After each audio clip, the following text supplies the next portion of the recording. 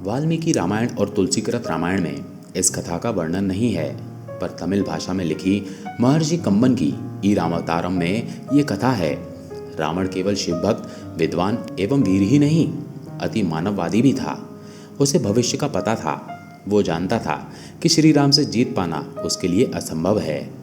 जब श्री राम ने खरदूषण का सहजी वध कर दिया, तब तुलसीकृत मानस में भी रावण के मन के भाव लिखे हैं। खरदूषण मो सम बलवंता, तिन्हि कुमारी बनु भगवंता। रावण के पास जामवन जी को आचार्यत्व का निमंत्रण देने के लिए लंका भेजा गया। जामवन जी दीर्घाकार थे। वे आचार्य में कुंभकर्ण से तनिक ही छोटे थे। लंका में प्रहरी भी हाथ जोड़कर मार्ग दिखा रहे थे। इस प्रकार जामवन को किसी से कुछ पूछना नहीं पड़ा। स्वयं रावण को उन्हें राजद्वार पर अभिवादन का उपक्रम करते देख जामवन ने मुस्कुराते हुए कहा, मैं अभिनंदन का पात्र नहीं हूँ। मैं वनवासी राम का दूत बनकर आया हूँ। उन्होंने तुम्हें सादर प्रणाम कहा है।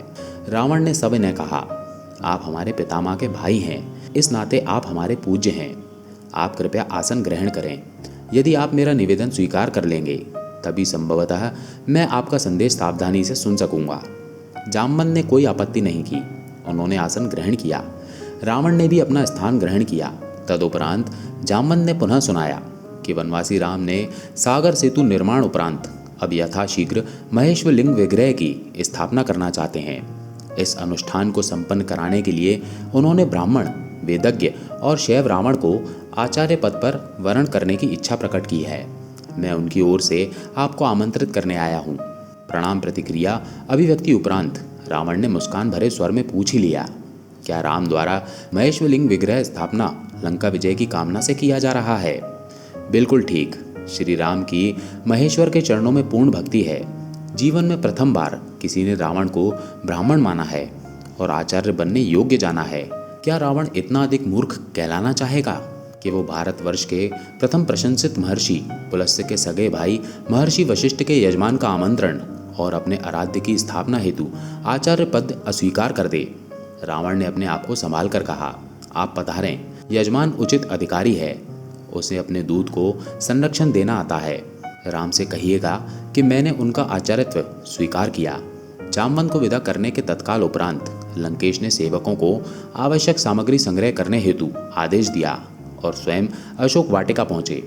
जो आवश्यक उपकरण यजमान उपलब्ध न कर सके, उन्हें जुटाना आचार्य का परम कर्तव्य होता है।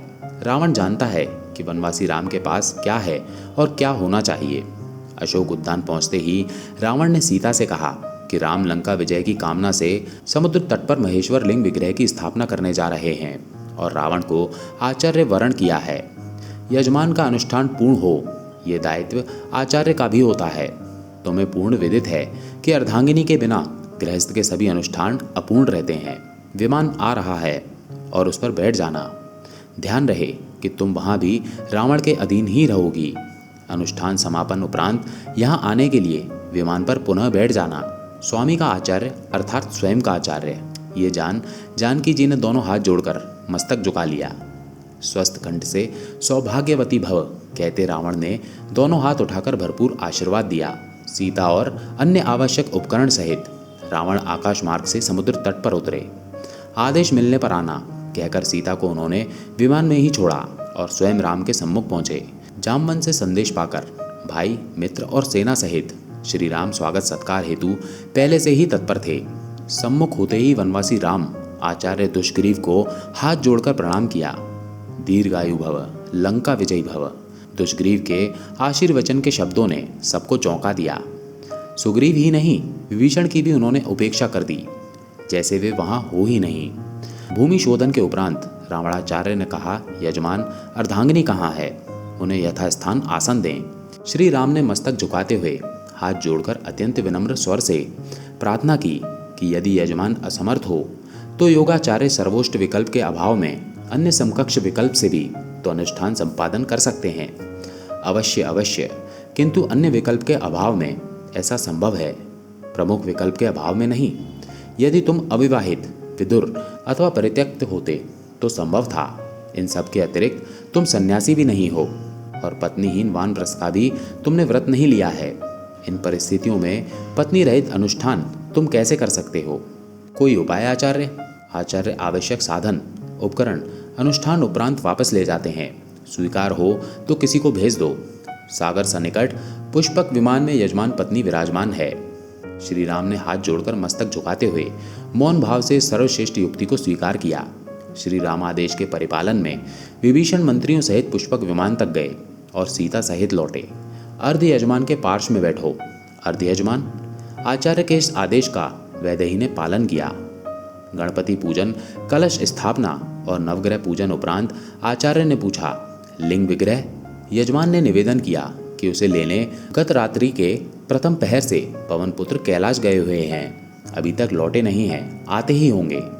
आचार्य ने आदेश दे दिया, विलंब नहीं किया जा सकता।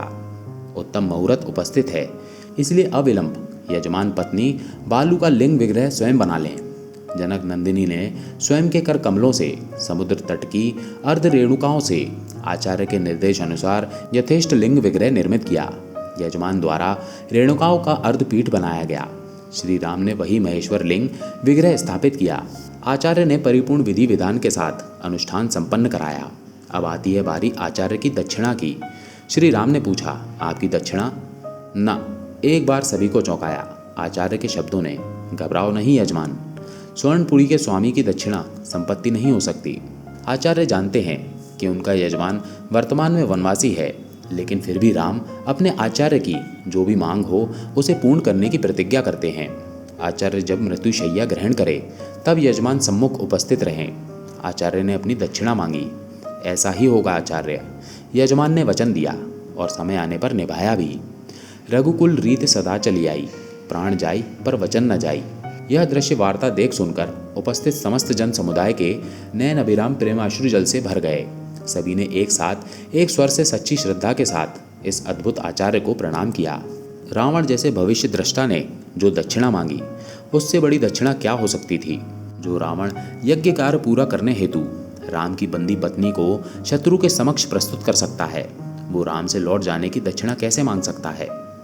रामेश्वरम देव स्थान में लिखा हुआ है कि इस ज्योतिर्लिंग की स्थापना श्री राम ने रावण द्वारा करवाई थी।